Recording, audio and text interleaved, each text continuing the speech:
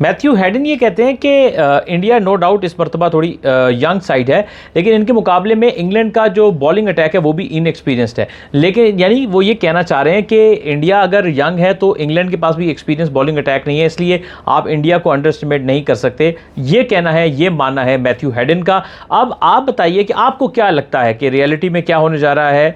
जो इंडिया इस वक्त टूर कर रहा है इंग्लैंड का, क्या जो कोई इतिहास बदलेगा? क्या यंग इंडियन साइड अच्छा परफॉर्म करेगी, या फिर इनएक्सपीरियंस ही सही या कम तजुर्बे वाली से कंपेयर टू द पास्ट ये कुछ खास करेगी? बॉलिंग इस बार इंडिया को ट्रबल में ले आएगी, इंग्लैंड की जो फास्ट बॉलिंग है। आप अपना ओपिनियन शेयर कीजिएगा। थोड़ा सा हम देखते हैं इंग्लैंड के स्क्वाड को और फिर इस पर मजीद बात करते हैं कि इंग्लैंड के पास ऑप्शंस क्या हैं देखने को, परखने को या मैदान में लाने को। अगर हम देखें सीधे से तो जोशुआ टोंग है। वैसे तो कोई बहुत एक्सप्रेसिव या एक्स्ट्रा ऑर्डिनरी फास्ट बॉलर नहीं है, लेकिन इंग्लिश कंडीशन में इनकी परफॉर्मेंस अच्छी है और ये लेट स्विंग होता है इनका बॉलर, स्विंग बॉलर है और डेंजरस हो सकते हैं, स्पेशली जब अगर ओवरकास्ट कंडीशन या क्लाउडी कंडीशन जो कि अक्सर हमें इंग्लैंड में देखने को मिल जाती हैं। इनके अलावा अगर हम बॉलिंग देखें तो शोएब बशीर हैं, यंग अच्छे ऑफ स्पिनर हैं।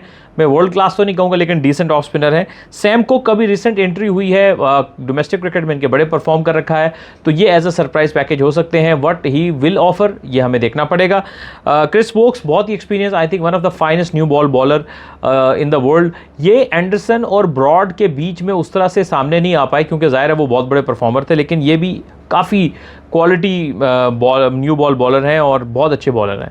इसके बाद जिमी ओवर्टन की बात करें तो ये ऑन एंड ऑफ ही रहे इंग्लैंड की साइड में। पेस भी अच्छा है, लंबी हाइट है, इनको आप बॉलिंग ऑलराउंडर कह सकते हैं, लेकिन एक्स्ट्रा ऑर्डिनरी कभी भी इनकी परफॉर्मेंस टेस्ट क्रिकेट में हमें देखने को नहीं मिली जिमी ओवर्टन की। क्या ये सीरीज़ इनके लिए गेम चेंजिंग हो सकती है, ये देखना पड़ेगा।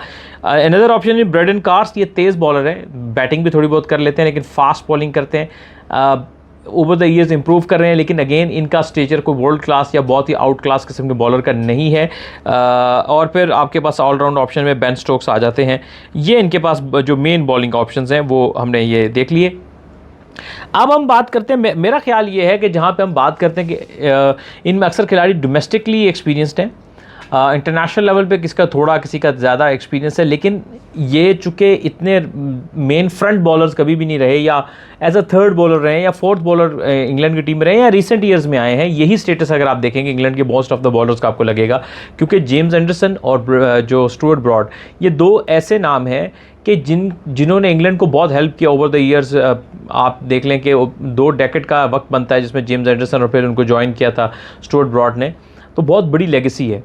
इंग्लैंड के बॉलर अपनी कंडीशन में, मैं जैसे पहले कहा आपको, हमेशा ही अच्छे होते हैं, लेकिन इनके इनएक्सपीरियंस होने का फ़ायदा उठा सकते हैं। लेकिन मैं फिर भी ये कहूँगा कि आपने इनको हल्के में नहीं लेना इंडिया को, क्योंकि इनके बॉलर इनमें से अक्सर इंटरनेशनली लेस एक्सपीरियंसड हैं लेकिन बहुत स्किलफुल हैं। इंग्लैंड के बॉलर अपनी कंडीशन को बहुत अच्छे से यूज़ करना जानते हैं। जहाँ भी आप इनको हल्के में लेंगे वहाँ पे ये आपको खा जाएंगे, यानी ये एक स्पेल में आपके काफ़ी विकेट्स उड़ा जाएंगे।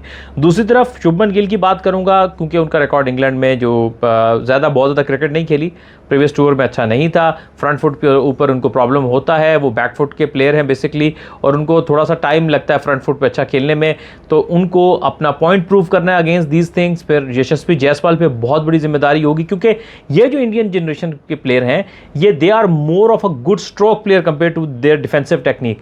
दे are not Rahul Dravid, they are not Ajinkya Rahane, they are not Cheteshwar Pujara या they are not Sachin Tendulkar.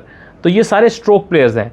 तो स्ट्रोक प्लेयर का क्या होता है कि जब शॉट्स लगते हैं तो फिर बहुत अच्छे लगते हैं, बहुत अच्छा खेलते हैं, मैच को एक तरफ कर देते हैं, लेकिन जहां पे गेंद थोड़ा हिलने लगे और बॉलर अच्छा बॉल करे और स्टंप के पास से गेंद को हिलाए, स्पेशली इंग्लैंड की कंडीशन में, वहां पे आपकी डिफेंसिव टेक्निक बहुत मैटर करती है, जो कि मुझे लगता है कि वो यशस्वी जायसवाल के पास बहुत अच्छी है। और केएल राहुल, मैं एक नाम भूल गया, ये आपके दूसरे ऐसे खिलाड़ी हैं जो कि ओवरसीज कंडीशंस में अच्छा खेलते हैं। गेंद को छोड़ने का जो परख है उनके अंदर, जो उनके अंदर समझ है वो बहुत अच्छी है, टेक्निक बहुत अच्छी है इन कंडीशंस के लिए, और किस गेंद को छोड़ना है, किसको अटैक करना है, और टेम्परामेंट, इन सभी बातों में मैं नंबर 1 रैंक जो उनकी प्रीवियस परफॉर्मेंसेस जिस तरह वो कर चुके हैं वो मैं केएल राहुल को दूंगा।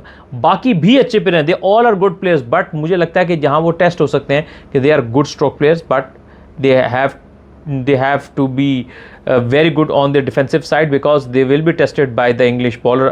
Yes, we know that they are young in the numbers of test matches they played. Front role उनको इतना नहीं मिला है, चाहे वो टोंग की बात करेंगे, ब्राइटन कार्स की, जिमी ओवर्टन की, तो वो एज अ सेकंड या थर्ड बॉलर आते रहे। सो देखना पड़ेगा। मेरा ख्याल है कि एक इंटरेस्टिंग टेस्ट सीरीज़ होगी और बहुत सारे नए खिलाड़ियों के कैरेक्टर का टेस्ट होगा इस टेस्ट सीरीज़ में।